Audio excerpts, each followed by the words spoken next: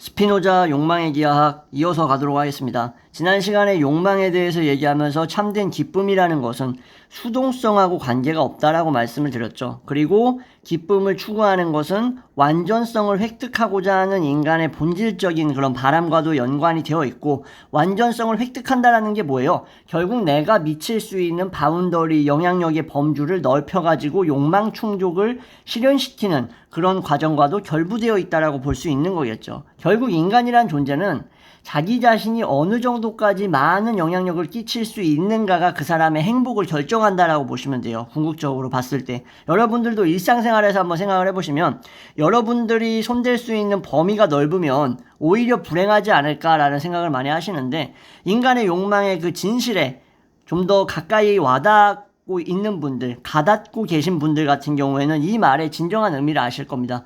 여러분들이 누릴 수 있는 것, 손댈 수 있는 것, 끼칠 수 있는 범위가 좁을수록 더 불행한 거예요. 그래서 가진 게 없어서 행복하다라는 말은 반은 맞고 반은 틀린 말이라고 할 수 있습니다. 물론 욕망을 자극하는 것들이 적어짐에 따라, 그럼에 따라 정신적인 혼란이라던가 여러 복잡한 상태에서 벗어날 수 있는 어떤 해방구를 마련할 가능성은 훨씬 높지만, 중요한 건 뭐예요? 그러한 것들의 스펙트럼이 미치지 않는다라는 사실이 사실상 인간을 더 괴롭히는 게 크거든요.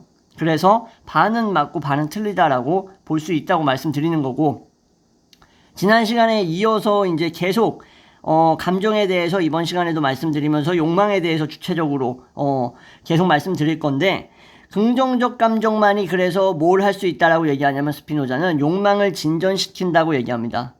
욕망 진전을 더욱더 긍정적인 감정을 통해서 나타낼 수 있는 거고, 긍정적 감정이 욕망의 진전에 기여하기 때문에, 영향을 많이 주기 때문에 이게 바로 기쁨의 원인이 될 수 있다는 거예요. 제가 좀 전에, 불과 몇 초 전에, 몇 분 전에 말씀드렸던 그거랑 똑같죠. 스펙트럼과 범위라는 것이 얼마나 중요한지. 그래서 여러분들 부자는 뭐 부자 나름대로 스트레스가 있고 고민이 많아서 불행하지 않을까라고, 좀 이렇게 생계라든가 소득 수준이 낮고 생계 환경이 별로 좋지 않은 분들은 그렇게 이제 정신승리를 하거나 합리화하는 경우가 있긴 있어요. 그것도 그래서 제가 반은 맞고 반은 틀리다라고 말씀드릴 수 있을 것 같습니다.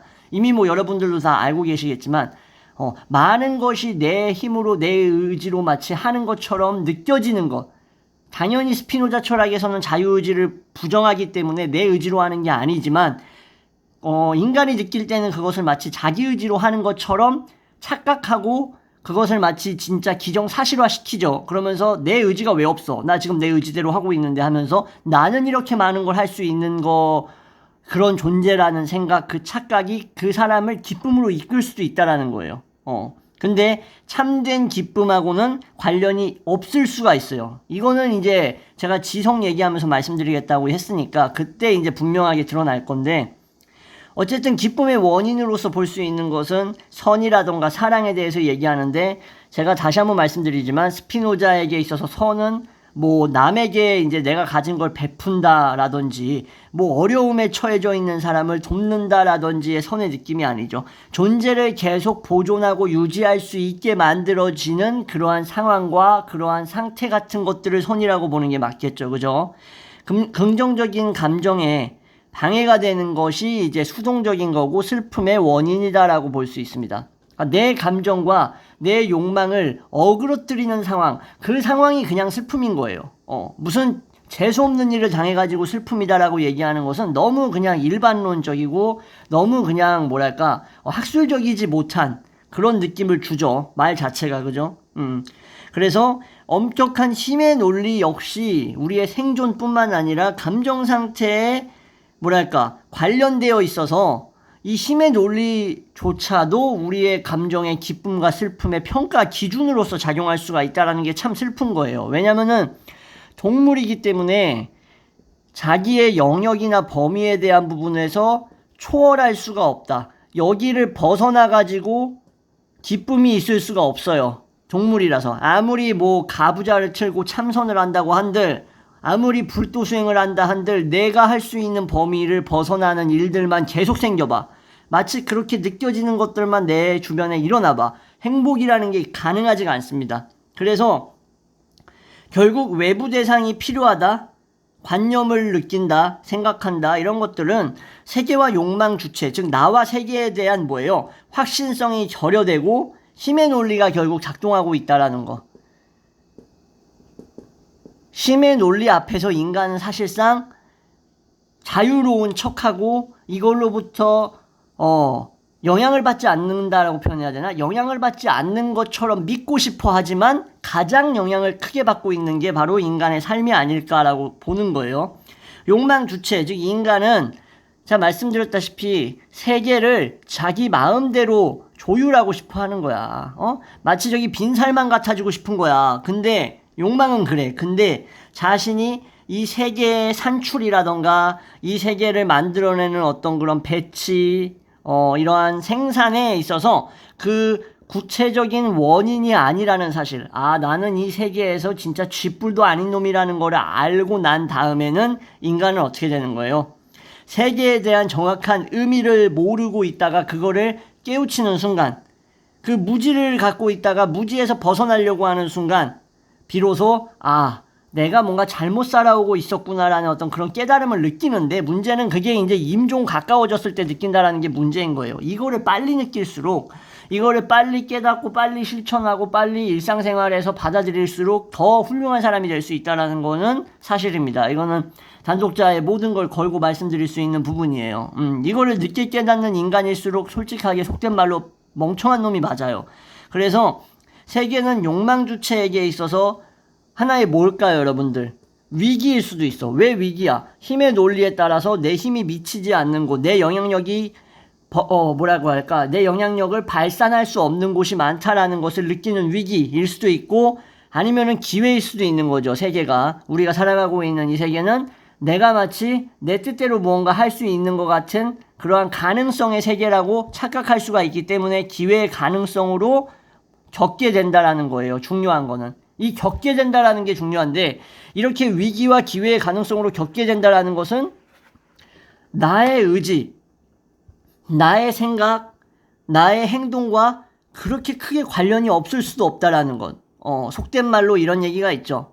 결국 개인마다 정해진 운의 총량이 있다라고 말을 하는데, 이게 너무 어떤 민간신앙적인 느낌을 주지만 저는 요즘 들어가지고 운의 총량이 있다라는 것, 인간이. 이거에 대해서 저는 되게 많이 느끼는 입장입니다. 정말 뼈저리게 느끼는 입장이에요. 어쨌든 우리는 지금 뭐 이런 샤머니즘적인 얘기들, 이런 뭐 어떤 민간신앙적 얘기를 하려는 게 아니기 때문에 원래대로 돌아와서, 외부 대상하고 결국 욕망 주체라는 것은 서로가 뗄래야 뗄 수가 없죠.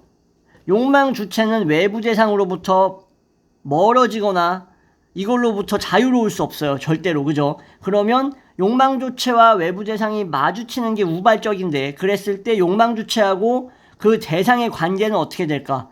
이 둘의 관계는 주체에게 온전히 알려지지 못한다라는 것.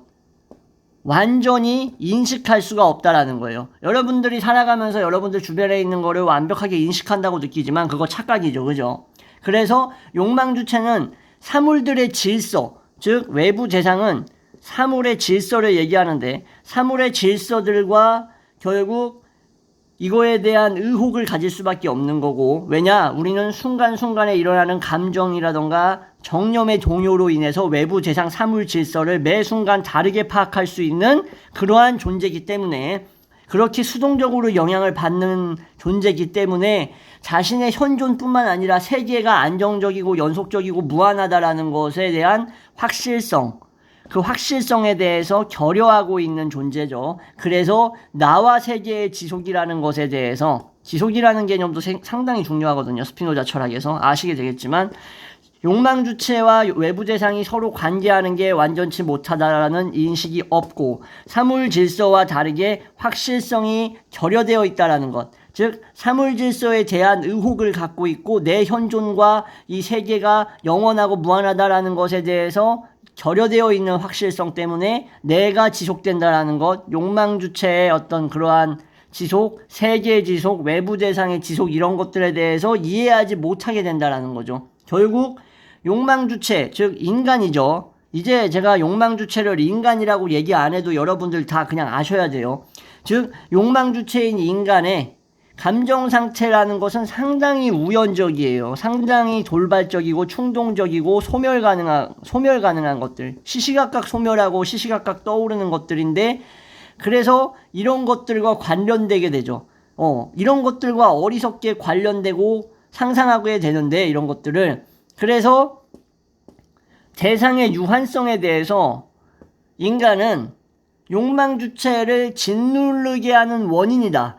대상의 유한성이 욕망 주체로 하여금 수동적 감정에 빠지고 자신을 짓누르게 하는 상황의 원인이다라는 것도 잘 인식을 못하고, 뭔가 자기가 느껴지기에 자기 입장에서 자기 입장적인 선, 즉 개별적인 선, 아주 주관적인 선이라고 느껴지는 것들에 대해서 어떻게 판단한다고 얘기하냐면 성급하게 판단한다라고 얘기를 해요. 성급하고 배타적인 소유 욕망을 갖고 있다.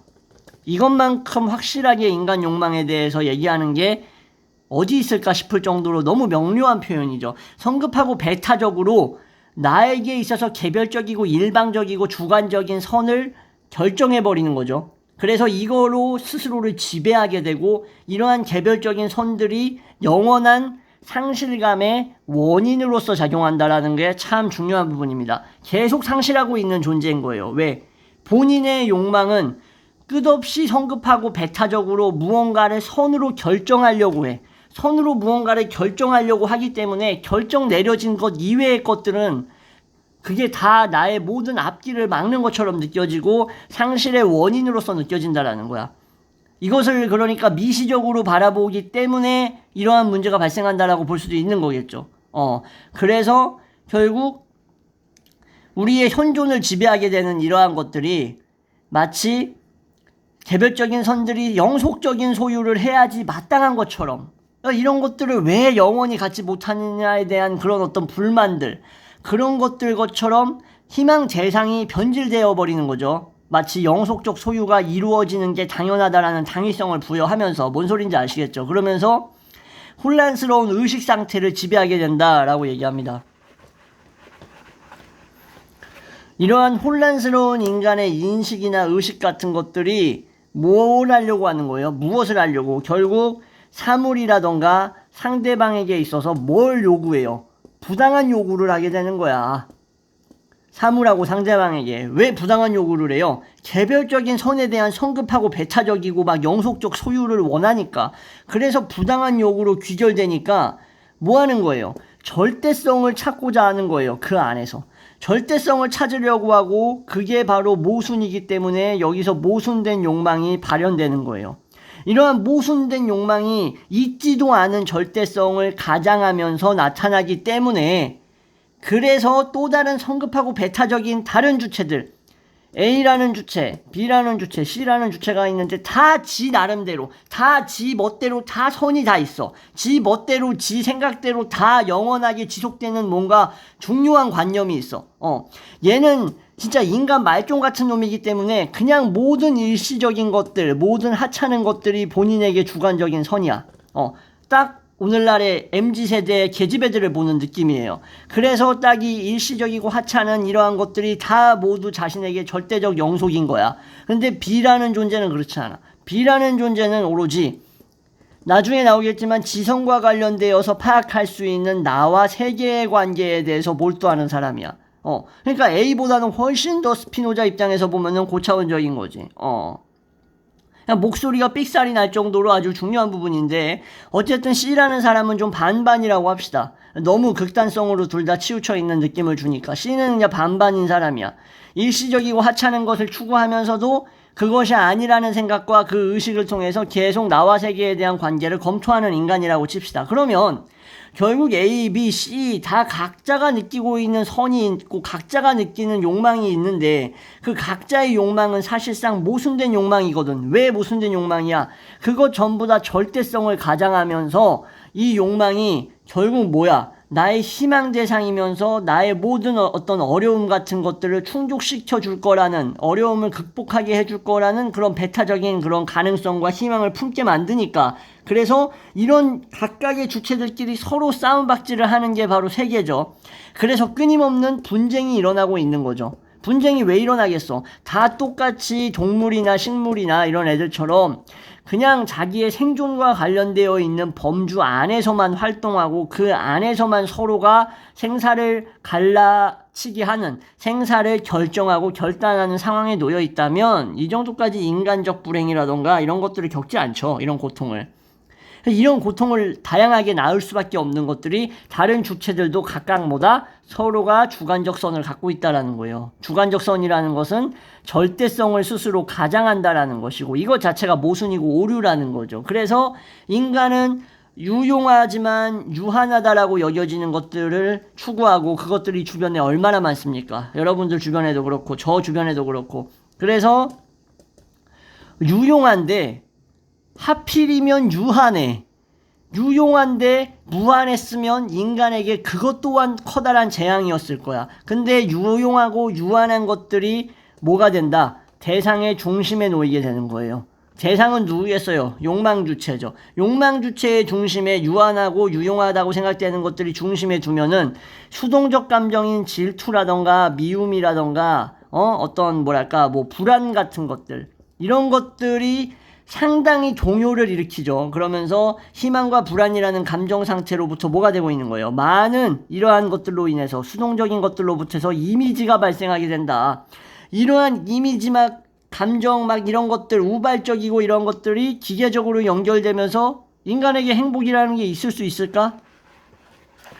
결코 없을 거라고 봐요. 이런 상태로 가기 때문에 결코 없습니다. 죽을 때까지. 그래서 삶의 지속에 대한 이러한 감정 상태, 욕망의 혼란, 이런 것들 때문에 생겨났던 이미지들로 인해서 뭐가 된다?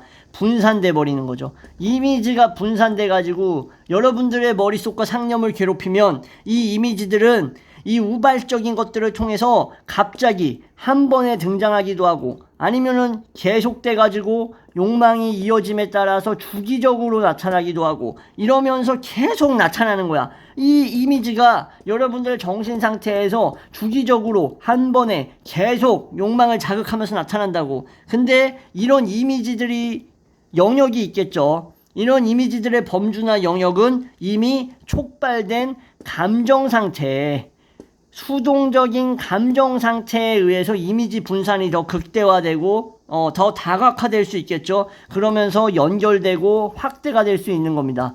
그래서 확장되는 이러한 것들, 즉 기쁨의 원인을 획득하려고 하는 인간의 기본적 성향은 항상 작동해요. 문제는 즉 이 기쁨의 원인을 얻고자 하는 뭐라고 표현해야 될까? 이 기제, 성향, 이것들은 always 항상 여러분들에게 작동하고 있기 때문에 욕망 주체는 어떻다? 인간은 어떻다? 다양한 신호들, 살아가면서 나타나는 여러 시그널들을 기쁨의 원인으로 상상하고 생각하고 여기고자 한다라는 거예요. 이러한 것들을 기쁨의 원인이자 그 근본으로 여기고자 해. 이러한 다양한 시그널들을. 그게 실질적으로 기쁨의 원인이 아닌데도 불구하고. 그래서 욕망 주체는 이러한 목적을 위한 전조로서 상상을 하게 되고 이러한 상상들은 결국 불안의 요소 없이 뭔가 목적이라는 것, 희망이라는 것, 목적에 도달하고자 하는 거예요. 그런 희망을 품는 거야. 나는 내 기쁨의 원인이 되는 것들을 어떤 신호를 통해서 내 목적으로서 삼고자 한다. 이 신호가 내 기쁨의 원인이 될 것 같다라는 희망을 품는 거야. 그러면서 뭐 하는 거예요? 불안 없이, 우리가 아까 말했던 불안 없이 여기에 도달하고자 하는 거예요. 어떤 것에? 나에게 기쁨을 주는 것에 도달하고자 하는 그런 희망을 갖게 된다는 거야. 그러니까 이게 얼마나 어리석은 것인가에 대해서는 우리 스스로 한번 각자 생각을 해보도록 하자고요. 뭔 소리인지 아시겠죠? 근데 문제는 뭐예요? 이러한 충동성, 이러한 우발성 같은 것들, 이러한 즉흥적으로 평가한다라는 게 문제라는 거예요. 다시 말씀드릴게요. 뭐가 신호다, 이게 내 운명을 결정할 무엇이다, 이게 내 기쁨의 원인이다, 이것이 나의 불안을 없애줄 뭔가 해독제다, 청량음료다, 이런 식으로 생각하는 것들, 이러한 모든 것들은 평가다. 이러한 모든 것들은 어떤 평가다? 즉흥적이고 충동적인 평가예요. 그래서 평가가 잘못되는 거죠. 이러한 즉흥적이고 충동적인 평가, 나에게 있어서 일종의 기쁨의 원인이 된다라고 생각하게 만드는 그러한 착각에 대한 평가, 이걸로 인해서 우리가 살아가고 있는 세계의 의미가 어떻게 될까? 변질되겠죠, 당연히. 그죠? 그리고 욕망 활동. 이러한 즉흥적이고 충동적인 평가 때문에 내 욕망 활동 사이에 간극이 벌어진다. 그래서 여기에 더 붙여가지고 근거 없이 생겨난 불안, 이걸로 인해서 배제되고 있는 불안도 있겠죠. 하지만 근거 없이 생겨난 불안도 있겠죠. 왜? 내가 실질적인 세계의 의미와 내 욕망 활동의 그 관계를 잘못 파악하고 즉흥적으로 평가를 하고 앉아 있으니까 간극이 벌어지고 불안이 생겨나는 것도 있고 사라지는 불안도 있을 거 아니겠습니까? 그래서 결국 다시 불안이 나타나게 만든다라는 거예요. 왜?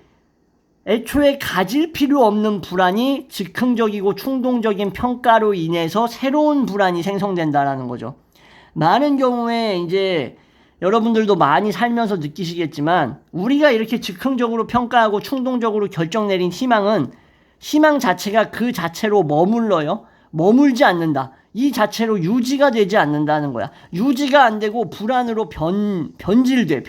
희망이 불안으로 변질되는 거. 희망이 공평하게 모든 사람을 속인다라는 제가 옛날에 좋아했던 이그니토라는 래퍼가 있는데 학창시절 때 진짜 좋아했지. 근데 지금도 물론 되게 좋아하는데 어쨌든 그 말, 희망은 모든 이들을 공평하게 속인다라는 것 자체가 불안으로 변질된다라는 거를 의미하는 거겠죠. 그래서 불안에 섞여가지고 실망이 돼버리거나 불안이 희망에 섞여가지고 절망이 되기도 한다라는 거예요. 불안 자체가 그 자체로 되지 않고 희망과 믹싱돼 버리면 어떻게 돼요? 불안하지만 희망을 갖는다? 아니에요. 불안이 이루어지지 못한다라는 것과 맞닥뜨려지면서 결국 절망으로 변질된다라는 약간 뭔가 에티카의 공리의 이러한 것들을 자세하게 다루고 있는데 공리는 막 이런 겁니다. 뭐 불안은 뭐뭐뭐뭐뭐 하는 것이다. 희망은 뭐뭐뭐뭐 하는 것이고 기쁨은 뭐뭐뭐뭐이며 슬픔은 뭐뭐뭐뭐이다. 창의력은 뭐뭐뭐뭐이며 이런 식으로 얘기하거든요. 에티카가 여러분들 읽어보셨을 테니까 그런 식으로 이제 정리가 되어 있는데 공리 형식으로 그런 의미가 이제 여기서 적용될 수 있는 거겠죠. 그래서 결국 다시 말씀드리지만 희망은 불안과 섞이면서 절망도 되고 실망도 되고 시간적 이미지 시시각각 변하는 이러한 것들이 뭐와 관련된 거예요? 희망과 절망과 관련되어 있는 이 이미지들, 충동적으로 판단하고 즉흥적으로 평가 내려서 만들어지는 이러한 이미지들과 관련되어 있는 이러한 것들, 기쁨, 슬픔 이런 감정들은 본성적으로 동요라고 할 수 있는 거겠죠. 여러분들 희망이라는 것도 동요예요. 그러니까 저는 이렇게 생각해요. 희망이라는 것이 무조건 긍정적이다? 그렇지 않다라고 생각합니다. 희망도 아주 어두운 부분을 갖고 있어요. 달의 뒷면처럼 애매하고 미스터리한 부분을 갖고 있다라는 거야. 희망을 가지면 무조건 좋습니다라고 많은 사람들은 생각하고 있죠. 근데 희망이라는 것이 내 역량과 내 성취력과 관련이 없는 희망이라면 불안과 섞이고 절망이 될 수 있다는 걸 얘기하는 거겠죠. 그래서 불안 없는 희망도 없고 희망 없는 불안도 없다 라고 얘기하는 것이 사실상 가장 올바른 정의가 아닐까. 이렇게 불확실한 감정 상태 때문에 결국 욕망 주체는 뭐 하는 거예요? 갈피를 못 잡는 거야. 내가 옳다고 내린 결론도 옳은 게 아닌 것처럼 느껴지는 거고 실제로 옳은 게 아니죠. 내가 결론 내리는 게 없는데 뭐가 옳고 그런 게 뭐가 있어요. 스피노자 철학에 따르면. 그죠? 그래서 이러한 것들 때문에 이런 상황에 처하는 경우가 빈번하고 그래서 에티카 3부 정리가 있는데 그 부분 제가 인용하면서 이번 영상은 마무리하도록 하겠습니다. 이렇게 얘기해요. 스피노자는. 각각 인간이 감정 상태를 근거로 한다라는 거야. 그래서 모든 것들을 조절하고 모든 갈등적인 감정 상태에 이러한 사로잡힌 사람들. 이러한 감정 상태에 사로잡힌 사람들은 내가 뭘 원하는지, 내가 뭘 원하지? 이거를 몰라요. 내가 뭘 원하는지를 모르고 뭘 요구하는지도 모르면서 또 아무런 감정 상태에 그렇다고 해서 도달하고 있지 않는, 매여 있지 않는 사람은 하찮은 것에 의해서도 또 쉽게 흔들린다라고 얘기를 합니다. 에티카 3부에서. 다시 정리할게요. 각각 인간은 자기 감정 상태를 통해서 다 판단한다. 그리고 모든 걸 조절하려고 한다. 갈등적인 감정에 사로잡히면, 스스로 마음에 갈등이 일어나면 그 사람은 하찮은 것에 의해도 쉽사리 흔들리고 뭘 요구하는지도 모른다라는 거예요. 그렇다고 해서 아무런 감정을 느끼지 않는다고 하면은 뭐 올바른 결론만 따닥따닥 내리냐? 그렇지도 않다라는 거예요. 즉 그러니까 아무리 인간이 감각적 쾌락과 뭐 부나 명예 뭐 이런 것들을 추구를 막 해요. 이러한 것들은 강렬한 자극이죠. 강렬한 자극들을 막 추구해. 부 추구. 뭐 쾌락 이런 것들을 추구해. 감각적 쾌락, 뭐 오르가즘 이런 걸 추구한단 말이야. 떼부자 되는 거 뭐 이런 것들을 추구하는데 이런 강렬한 자극을 통해서 수동적인 감정 상태나 벗어날 거야. 이런 감정을 통해서 질투라던가 욕망은 아니지. 수동적 감정 상태. 질투라던가 뭐 미움이라던가 뭐 불안을 탈피할 거야. 왜? 나는 부를 추구하니까. 나는 감정적 쾌락을 추구하니까. 그래봤자 어떻다라는 거예요. 결국 일어나는 거는 너는 탈피할 수가 없어.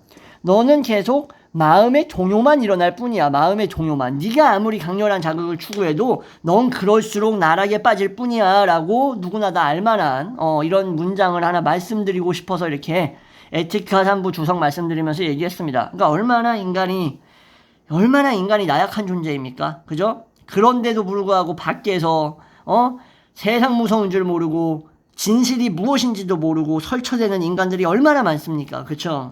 안타깝습니다. 그분들의 빠른 조기 임종을 바라는 마음으로 영상도 마무리하도록 하겠습니다. 감사합니다.